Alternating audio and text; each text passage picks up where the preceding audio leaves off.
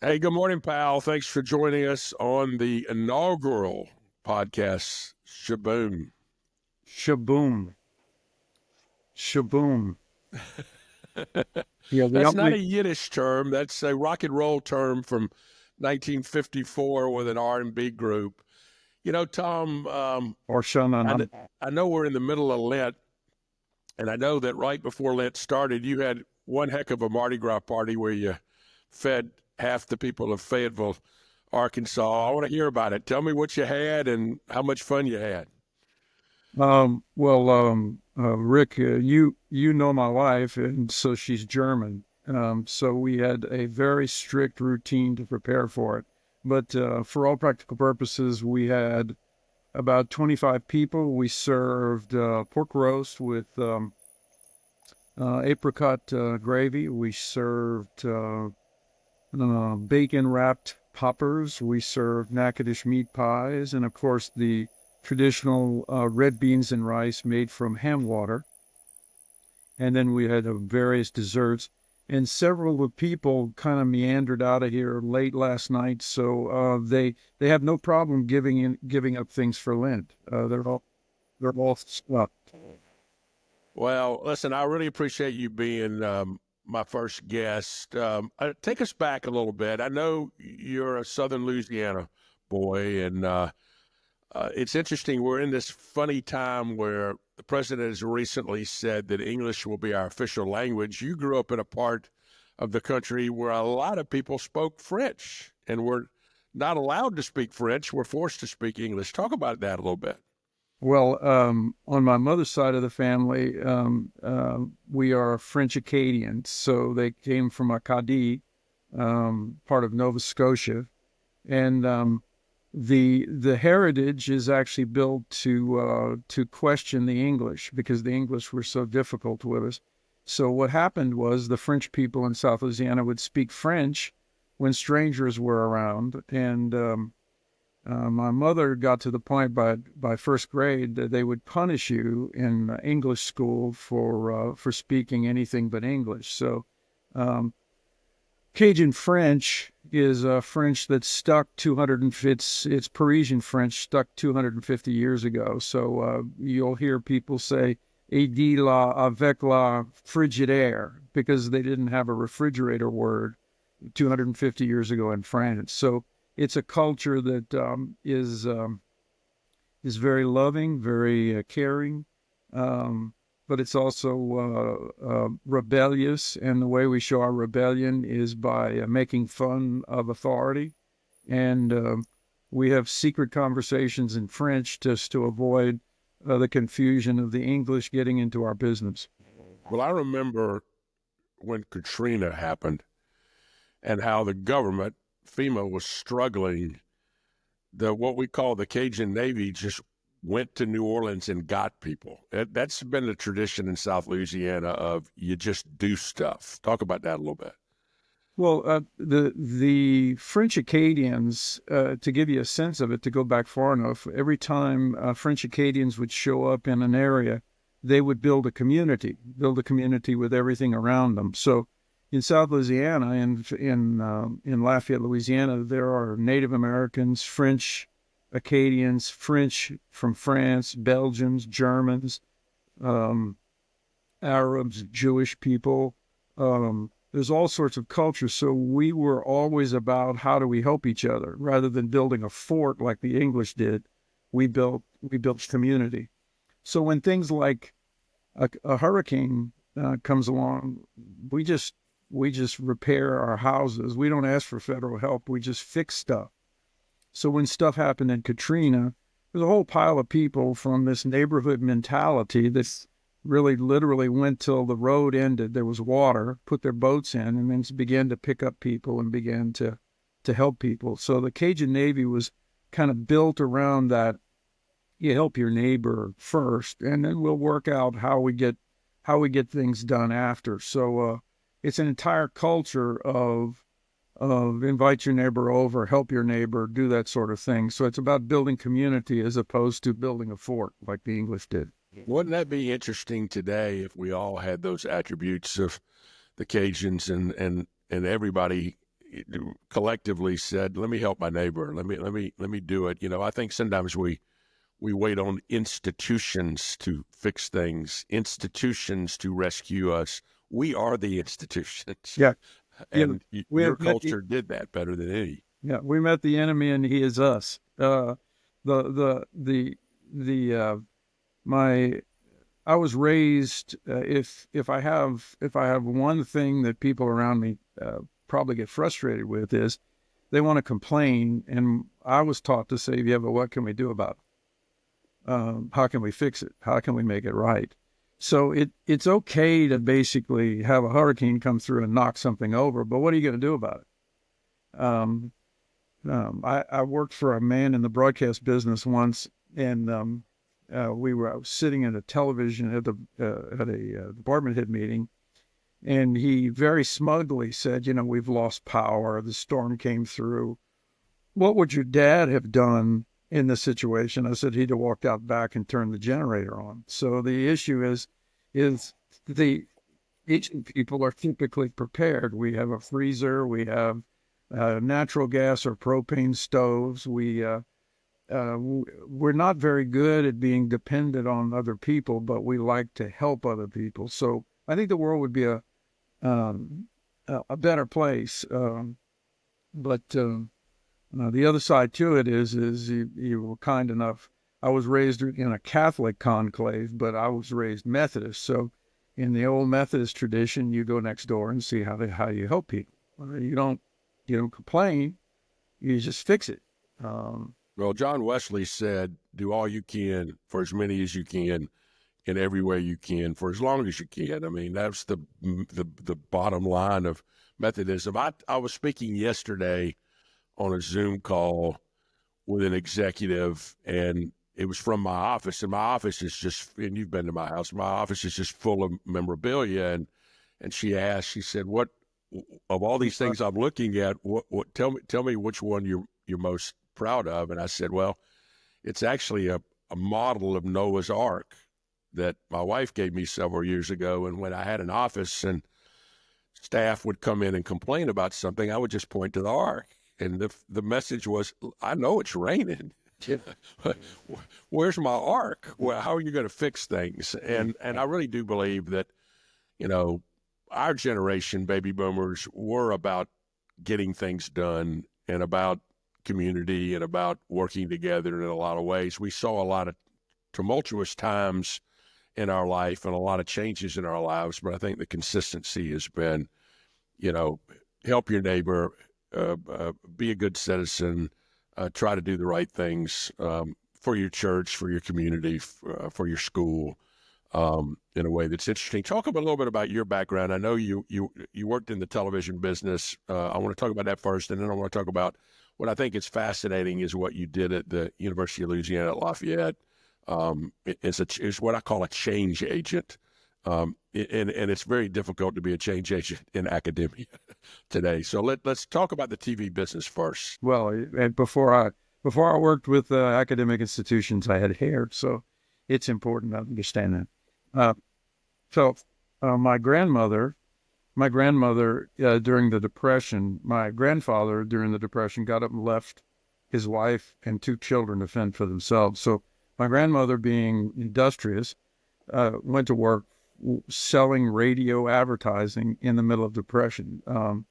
And she then remarried and brought two more children into the family. And then my father went to World War II, and when he came back from World War II, went to work in the radio business. And because I adored my father, so at age 11, 12 years old, I started working in the production side of television. A lot of other people had paper routes and stuff like that. In my job, I'd go down and sweep floors, and I did studio camera. Then I did film, and I did film editing, and I did. I happened to come along at the time where television was in that transition to where you pay $100,000 for the camera and $25,000 for the person, and now it's $100,000 for the person and $25,000 for the camera. But that tradition taught me that you were granted a right by the federal government to serve the general public and allowed to make a profit, in that order. Um, and so I learned early on everything from election coverage to hurricane coverage to that sort of thing. I started in the production side. Then you have to understand, people that don't know me, but you do, Rick. I like stuff. So at age 21, I realized I couldn't buy a car or a house for what I was making in television production. So I went back, got an accounting degree, and then worked in the banking business for several years. I'm a cost accountant, so my job was to figure out what things cost so we could price it correctly. And then we right-sized the bank.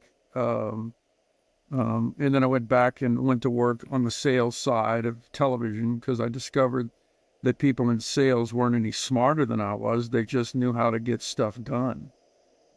So I worked in the sales and business development side of the business for a huge hunk of my career, and then worked in management. I discovered, we'll probably talk a little bit about this, but the secret to sales was identifying where a person is now, what their needs, wants, and dreams are.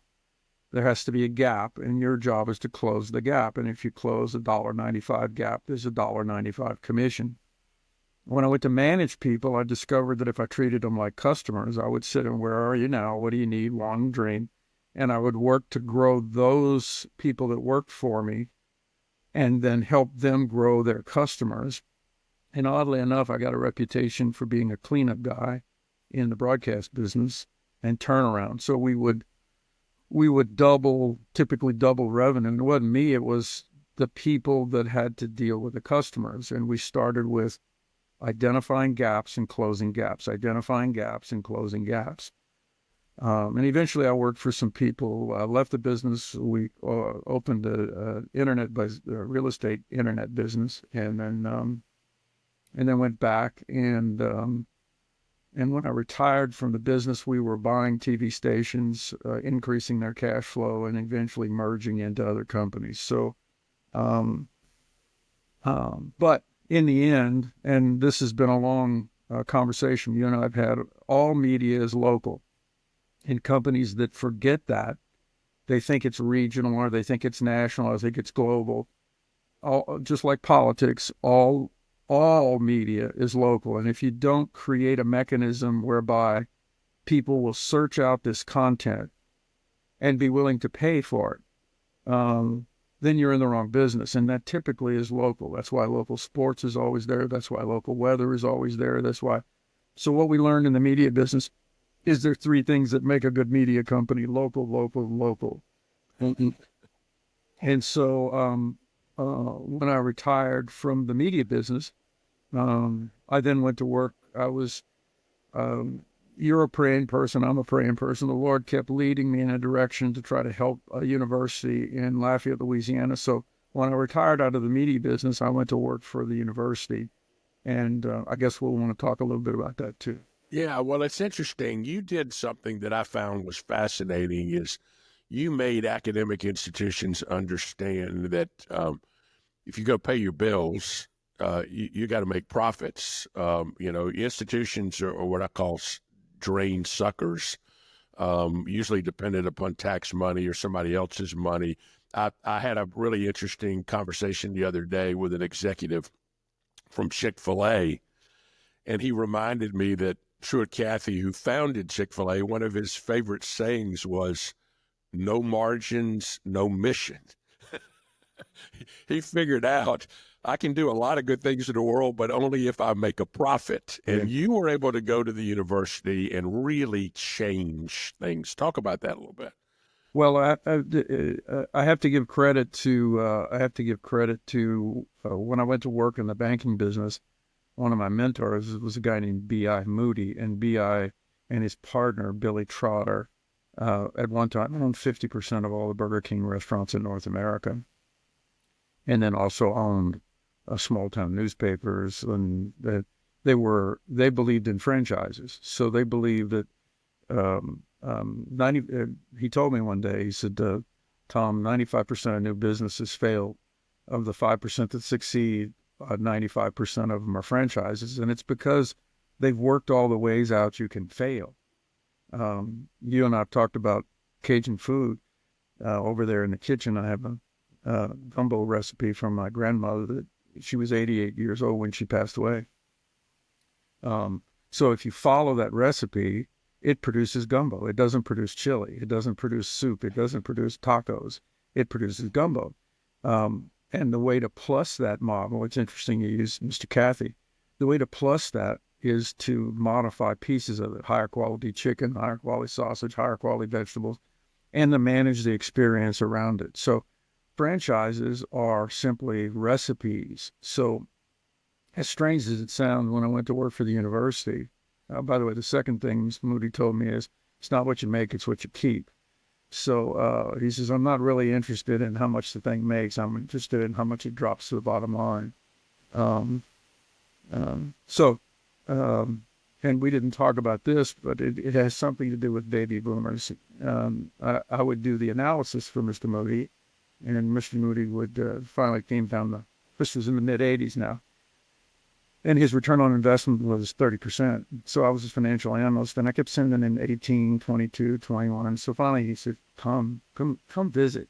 And he would put his arm around me and hug me. And he said, he did the Columbo movie. He talked about everything else. And he said, oh, by the way, one more thing.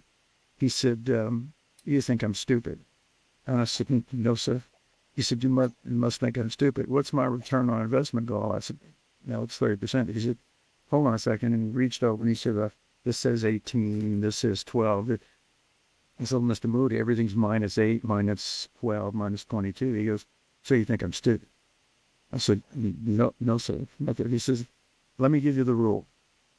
I fall in love with everything that hits my desk. I only want to fall in love with those things that get me to my goal. You think I've hired you for volume. I've hired you for quality. He says, so go back to your desk and find me 30% return. So forgive me for that little tangent, but it goes back to the basic core. Academics are high quality people. They're very smart people. But to use the television metaphor, they're the news division. They're how do we get the news out? They don't understand the business side. They don't understand you have to sell advertising, you have to sell subscription. They don't know that in order to fund all of this product development, you actually have to sell. So when I went to work for the university, they handed me 88 businesses and only one cash flow. So what we had to do was, similar to you, Rick, every time I go into a new business, I go spend time in the business. So I would start spending time with each one of the businesses and see who are our customers, what products do we provide, what services do we provide, how do we manage the experience. Then I would do the cost analysis to see how much it costs to sell what we produce. Funny line. I said to this guy, I said, this thing right here costs us $1. How much do you sell it for? He said, we sell it for 80 cents. I said, well, okay, well, it costs us $1. How are we going to make it up? He goes, oh, we'll make it up on volume. And I said, no, we're losing 20 cents every time we sell it. It'd be better not to sell it. So, so methodically, we went through each of the businesses and we started with which ones had the highest potential and low. But to give you a sense of it, the one that was making money, a little bit of money, was a bookstore. And the second day I was there, they said, by the way, we're going to close the bookstore for 2 years because we're renovating the student union. You said, well, but it's the only one that's cash flow. Oh, well, it's okay.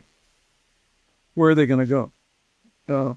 And the truth about it is they didn't think about, in the same way athletic directors, as an example, think that the entirety of the athletic experience is the game, when in fact it's everything else that leads up to the game and everything going away from the game. So my job on the auxiliary side was to create enough cash flow to offset state cuts. Universities are 4 concentric rings: the academic core, research, athletics, and auxiliaries. My job was to work on the auxiliaries, create profit, and then move into progressively in to make sure that if we were selling tuition, we were making money on tuition. If we were doing research, we were making money on research. Um, that sounds like a simple thing, but anybody who's been at a local television station knows typically the news department doesn't really care whether we make money. They just want to produce content.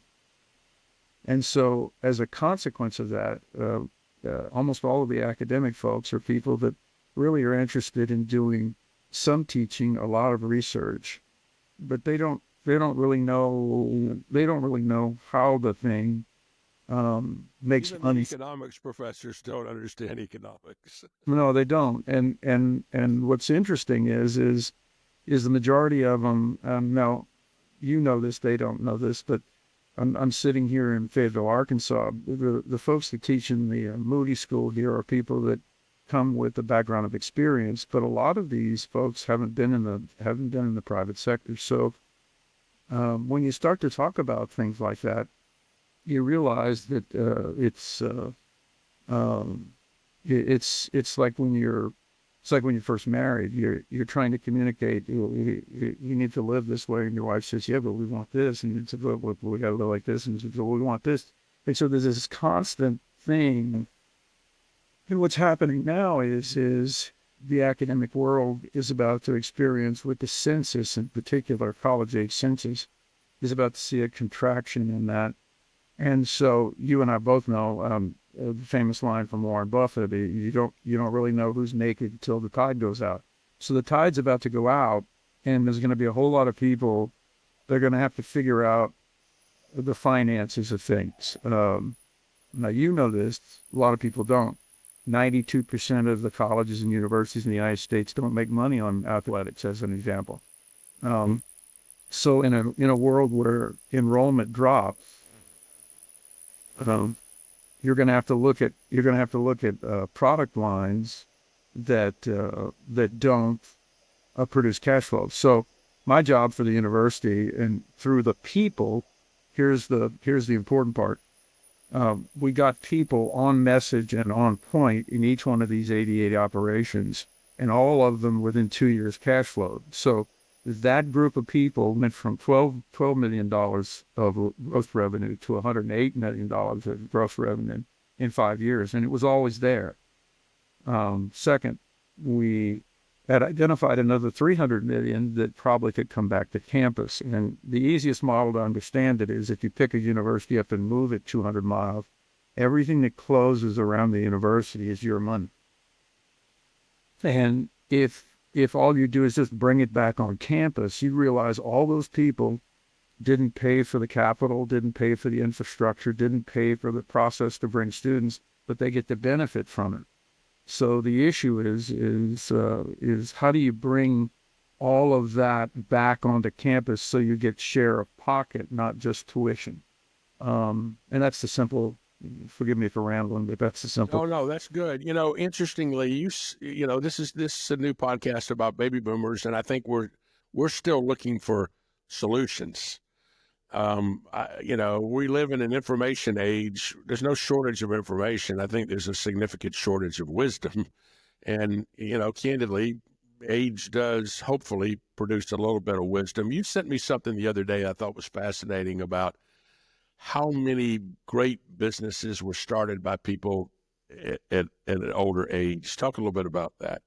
Well, the first thing in that world is New England Journal of Medicine 2018 did a fairly extensive study about when are you most productive. And they found, oddly, you're most productive from age 60 to 80. The most productive is 60 to 70. The second most is 70 to 80. And the third is 50 to 60. Now, a lot of people think, well, that seems odd. Well, remember, the simplicity about life is you have to create value through people. So you reach a point where you get to a particular age and you can listen to hear where the gaps are and then respond. And then you realize you have to mentor people. You have to find the right people and train them properly to make sure that they're responding to that, to create that value. So it's not a surprise that, say, the top 100 pastors, or the average age is 71, the average pope age is 76, Nobel Prize winners average age is 62, uh, presidents of prominent companies are 63 to 64. So the issue is you become your most productive uh, after 60. And what's strange to me is, and I think to you as well, is I go down to, as an example, go down to church, and it seems like my neighbors that came here last night, when we first started having these dinners, there was a whole bunch of people that were like, well, my life's over. I'm dead. I'm just waiting to die. And you think, why? Um, so at 65, I went back and finished my MBA here. It was an entrepreneurial thing. So we created a thing that you and I talked about with the ACC. From a streaming perspective, there's 4 or 5 things that I've been working on, and one of them will hit, but it really comes down to something you have a passion for, something you understand how to create value, and you understand how to find and mentor people. And, you know, the delegation makes you a lot more productive. So the ability to inspire people and say, here's our vision, let's run at it, who wants to be part of it? I think that happens more when you get to be over 60 years old, for sure over 50. Wooden once said, never confuse activity with achievement. And I think a lot of times, young people, you're creating a lot of activity, but you're not achieving because you really don't have the wisdom or the understanding of how to actually, get to that point. Well, and maybe this isn't you, but when I was a young man, I was like the pilot that came on and said, "Ladies and gentlemen, I have good news and bad news. The bad news is we're lost. The good news is we're making real good time." Um, the issue, the issue more than anything else is the idea that you find yourself hurrying up to do what? Um, you've got to get some traction in life. And what's strange to me is I'm a Bible student. Abraham and Moses really didn't start their mission until they were 80. So there's nothing in the Bible that talks about retirement. Everybody starts talking about retirement, and retirement is I'm with the Lord. So that's number one. Number two, I don't know about you, but one of the frustrations in my life, most of my life, has been when people say, "I just hate my job," and I go, "Well, change." Well, I can't. Yeah, you can't. No, well, but if I do that, I'm a failure. No, you found a way that doesn't work. That's that's that's Right, right. You're measuring the wrong thing. They Yeah. don't realize what a gift that is to because I know people that spent their whole lives wondering, I should have done that, and they never did it, never realizing that if had they done it, they would have discovered 5 seconds in, wait, that I never wanted to do that. And most of us know people that created businesses based on that too. They go, I love to cook, so I should open a restaurant. No, that's not what a restaurant's about. So anyway, Oh, forgive me. no, that makes sense. Well, the theme of today's first podcast is about not being finished. There is no finish line. I when Charlotte and I first got married, we went to a United Methodist Church in inner city Atlanta, and we laughingly called it the church for the newlywed or the nearly dead. There was nothing in between. It was a bunch of young married couples and a bunch of gray hairs. And I was asked to preach the lay sermon at Laity Week, and I looked down at all the blue hairs and I said, I have a test for you to see if God's finished with you. And I said, take your 2 fingers and put them right up here, and if you feel a pulse, God's not finished with you.